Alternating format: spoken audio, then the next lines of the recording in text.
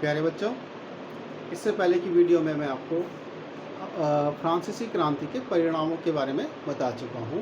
आज मैं आपको कुछ ऐसे मुख्य मुख्य प्रश्नों के बारे में बताऊंगा जो एग्ज़ाम में आपके आ सकते हैं। जैसे फ्रांस की क्रांति के समय फ्रांस का शासक कौन था? शासक? आप सब जानते हैं कि लुई 16 फ्रांस का शासक था। फ्रांस का राष्ट्रीय दिवस कब मनाया जाता है? इसके बारे में मैंने पहले आपको बताया था, तो क्वेश्चन की फॉर्म में आपको लिख लेना। उसका राष्ट्रीय दिवस 14 जुलाई को मनाया जाता है, क्योंकि इस दिन बासिल के किले का पतन हुआ था। दूसरा क्वेश्चन हो गया। तीसरा क्वेश्चन हो गया कि फ्रांस का राष्ट्रगान क्या है? तो फ्रांस का राष्ट्रगान है मर्सिले। मैंने आपको क्लियर किया, मर्सिले ये फ्रांस का राष्ट्रगान है, मर्सिले। और इसके लेखक का नाम है Roger D Lyell. Roger D Lyell इसके लेखक है। ये कुछ बहुत खास चीज़ें हैं, जो बेसिक चीज़ें फ्रांस की क्रांति के बारे में पता ही होनी चाहिए, है ना। तो इसके बाद क्या है, हमने आपको आतंक के राज के बारे में कुछ बताया था पिछली वीडियो में। आतंक का राज जो कायम हुआ वो 1793 से 94 के बीच में। ये आतंक का राज कायम किया था रॉबेस्पियर ने, और रॉबेस्पियर जो था वो जैकोबिन दल का नेता था। अब सवाल आता है, जैकोबिन कौन थे? ठीक है, इस प्रश्न का उत्तर जैकोबिन दल। जैकोबिन क्या था, कौन थे? जैकोबिन जो था फ्रांस का एक राजनीतिक दल था। इस राजनीतिक दल का नेता कौन था? रॉबेस्पियर था, जिसने 1793-94 तक शासन किया था। और इसके शासनकाल को आतंक का राज भी कहा जाता है। ठीक है, तो इस तरह से आप इसका आंसर लिख सकते हो। जब इसके आगे इस आंसर को बढ़ाते हुए लिखना कि जैकोबिन दल में जनसाधारण वर्ग के लोग अधिकांशतः शामिल थे, जिसमें किसान, कारीगर, मजदूर और छोटे दुकानदार की संख्या ज़्यादा थी। तो इस तरह से ये पार्टी समाज के निम्न तबके का नेतृत्व करने वाली पार्टी थी, जो कि जनसंख्या में बहुत ज़्यादा थे। इस तरह से जन सामान्य वर्ग में इस पार्टी का बहुत अधिक प्रभाव था। ठीक है बच्चों, तो इस तरह से जैकोबिन दल का आंसर हो जाता है। अब जैकोबिन दल के और आतंक के राज में क्या क्या हुआ? आतंक का राज, अगर क्वेश्चन आता है कि आतंक का राज क्या था, ये किसे कहते हैं, तो रॉबेस्पियर जो था वो कहता था, लोकतंत्र को स्थापित और सुदृढ़ करने के लिए संविधान सम्मत शांतिपूर्ण शासन के लिए हमें सबसे पहले अत्याचारी निरंकुशता के विरुद्ध स्वतंत्रता की लड़ाई को अंतिम परिणाम तक पहुंचाना होगा। यानी कि जो स्वतंत्रता की लड़ाई चल रही है, इसको अपने अंतिम लक्ष्य तक पहुंचाना बहुत ज़रूरी है। इससे पहले मैंने जो आपको डिक्टेट किया वो इसका रॉबेस्पियर के आतंक का जो पक्ष था कि वो क्यों इस आतंक को स्थापित करना चाहता था, उसको मैंने बताया।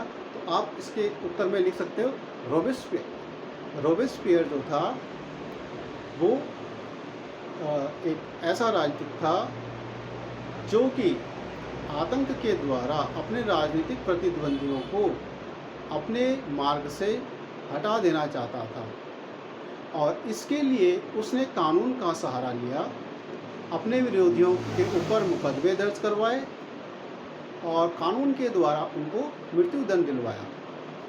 इस तरह से उसने अपने राजनीतिक विरोधियों का अंत करवाया। और इसी तरह से, क्योंकि वो अपने राजनीतिक प्रतिद्वंदियों को मौत के घाट उतार देता था, इसलिए उसके राज को आतंक का राज कहा जाता है। और इस प्रक्रिया में वो अपनी पार्टी के लोगों को भी नहीं छोड़ता था। ठीक है बच्चों, तो इसलिए क्योंकि उसने अपने राजनीतिक प्रतिद्वंदियों को मौत के घाट उतार दिया था कानूनी प्रक्रिया के द्वारा, ठीक है, इसलिए उसके राज को आतंक का राज भी कहा जाता था। रॉबेस्पियर वैसे तो एक वकील था, लेकिन उसके इन हथकंडों के कारण उसको खूनी या कातिल भी कहा जाने लगा था। रॉबेस्पियर का अंत भी वैसे ही हुआ, फांसी के द्वारा। उसके ऊपर राष्ट्रद्रोह का मुकदमा चलाया गया और उसको फांसी दे दी गई। ठीक है बच्चों। तो ये तो था आतंक का राज, कि आतंक का राज क्या था। ठीक है, जो मैंने आतंक के राज के बारे में बताया, इसमें से आप अपना आंसर सेट कर सकते हैं। तो आतंक के राज के बाद अब हम आते हैं कि जो अब रॉबेस्पियर का जो शासन था, इस शासन में कुछ अच्छी बातें भी थी, ऐसा नहीं है। तो वो क्या था, सबसे कमज़ोर वर्ग का लीडर बनता था और कुछ समाज में समानता को स्थापित करना चाहता था। इसके लिए वो कुछ विशेष कार्य करता था। उसने कुछ काम किया, तो सबसे साधारण वर्ग था, गरीब भी था। उसने एक काम किया कि उसने जो सबसे अच्छा था, वो राशनिंग कर दी, ताकि राशन की लूट को रोका जा सके। राशन के जो खाने पीने खाद्य सामग्री थी, उसका मूल्य निर्धारण कर दिया, ताकि जो जमाखोर थे, जो बढ़ती हुई महंगाई का फ़ायदा उठाते थे, वो ऐसा ना कर सके। तो ये इसका एक महत्वपूर्ण काम था जो जनता के भलाई से जुड़ा हुआ था। उसके अलावा रॉबेस्पियर ने एक राजनीतिक सुधार भी किया था। राजनीतिक सुधार में उसने जो था, जो पहले संविधान के द्वारा नागरिकों पुरुषों को वोट देने का अधिकार था, वो भी जो कि टैक्स देते थे उनको, उसने ये अधिकार सभी नागरिकों को दे दिया। 21 साल से ज़्यादा उम्र के जो भी पुरुष थे, उन सभी पुरुषों को उसने वोट देने का अधिकार दे दिया, राजनीतिक अधिकार दे दिया। तो ये राजनीतिक अधिकार देने वाला काम उसका दूसरा महत्वपूर्ण कार्य था। और इसके बाद तीसरा काम था, उसने दास प्रथा का उन्मूलन किया था। रॉबेस्पियर उसने दास प्रथा का अंत कर दिया था, दास प्रथा को समाप्त कर दिया था। इसके अलावा उसने कुछ ऐसे शब्द या मानक चलाने की कोशिश की जिससे कि समाज में समता स्थापित होती हुई दिखाई दी। उसके लिए देखते हैं यहाँ पे कुछ चीज़ें, कुछ सौंपनाथ एक शब्द आता है, पूछा जा सकता है इसका अर्थ क्या है। सौंपनाथ क्या है? सौंपनाथ एक पोशाक थी जो गोदी के कर्मचारी पहनते थे, घुटने से नीचे तक की, टेकनों तक की पोशाक होती थी। तो ये उस पार्टी के लोगों को या पार्टी को जन साधारण वर्ग से जोड़ता था, जो मजदूर वर्ग था उससे जोड़ने के लिए। इसकी पार्टी के लोग लाल टोपी भी लगाते थे, जो दासता का प्रतीक, दासों की स्वतंत्रता का प्रतीक थी। ठीक है, तो इस तरह के प्रतीकों का इन्होंने इस्तेमाल किया। सौंपनाथ, इसमें कुछ जैकोबिन दल है, जैकोबिन दल के लोगों को सौंपनाथ भी कहा जाता था। ठीक है, उसने कुछ सामान्य शब्द थे जो प्रचलन में थे, जो मॉन्सियूर महोदया पुरुषों के लिए इस्तेमाल होता था, मदाम या महोदया ये शब्द महिलाओं के लिए इस्तेमाल होता था, खासकर ये कुलीन तबके में ये ज़्यादा इस्तेमाल किया जाता था। तो उसने इन सब शब्दों को एक जनरलाइज कर दिया, सामान्यकरण किया इनका, और उसने केवल नागरिक और नागरिका, पुरुष नागरिकों के लिए सितोयेन शब्द का प्रचलन किया, और महिला नागरिकों के लिए सितोयी। ये सितोयेन और सितोयी, नागरिक यानी नागरिक। अब वो महोदय और मैडम नहीं रह गए, वो क्या हो गए, नागरिक या नागरिक। ठीक है, तो इस तरह से कुछ सामान्यकरण उसने करने की कोशिश की जिससे कि समाज में एक समता स्थापित होती हुई दिखाई दी। हालांकि उसने दमन किया था, लेकिन कुछ काम उसके अच्छे भी थे। एक वर्ड आता है ब्रीचेस।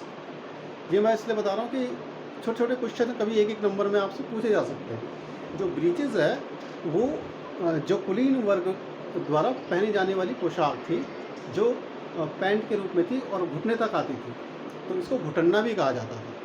ठीक है, तो इन ब्रीचेस का वो जो प्रयोग था उसने बंद कर दिया था। उसकी पार्टी के लोग ये ब्रीचेस नहीं पहनते थे। ब्रीचेस के स्थान पर उन्होंने ये जो घुटने से नीचे तक की पोशाक थी, एंकल तक आती थी, वो उसमें लाल धारी होती थी, तो वो पोशाक वो पहनते थे। ठीक है बच्चों, इस तरह से ये जो रॉबेस्पियर का शासनकाल था उसको आतंक का राज कहा जाता था। इस आतंक के राज में उसने अपने राजनीतिक प्रतिद्वंदी के साथ कड़ाई से पेश आया, उनको मौत घाट उतारा। इसलिए अंत में उसका भी वही हश्र हुआ उसको मृत्युदंड मिला, लेकिन उसके शासनकाल में कुछ अच्छे काम भी हुए थे, जैसे उसने सार्वभौमिक अधिकार, सार्वभौमिक मताधिकार, ठीक है, इसने 21 साल, इसने क्या कर दिया था, उम्र 25 से घटाकर 21 वर्ष कर दी थी, और वो भी सारे पुरुषों के लिए, सभी पुरुषों को ये वोटिंग राइट दे दिया था उसे, चाहे वो टैक्स दें चाहे ना दें। इसके बाद क्या था, दास प्रथा का अंत, उसने दास प्रथा को भी समाप्त कर दिया था। उसने जो दास प्रथा को अंत किया तो वो बहुत ज़्यादा समय तक लागू नहीं रहा, 10 साल बाद नेपोलियन ने फिर से लागू कर दिया। फिर भी उसने तो किया ही था, मूल नियंत्रण और राष्ट्रीय, ये एक अन्य कारण था, ये एक अन्य बात थी जो कि रॉबेस्पियर ने सुधार किया था, और जिससे कि गरीब तबके को बड़ा फायदा मिला था। तो इस तरह से ये आतंक के राज का जो दौर था, रॉबेस्पियर के शासनकाल का जो दौर था, उसमें जो जो बातें हुई, जो काम हुए, उसके बारे में इस वीडियो में मैंने आपको बताया। एक ऐसा ही संक्षिप्त वीडियो मैं आपके लिए एक और बनाने वाला हूँ, उसमें हम महिलाओं के अधिकारों के बारे में बात करेंगे, और नेपोलियन के सुधारों के बारे में इस वीडियो में, अगली वाली में बात करेंगे। तो ये हमारी आखिरी वीडियो होगी अगली वाली इस सीरीज़ की।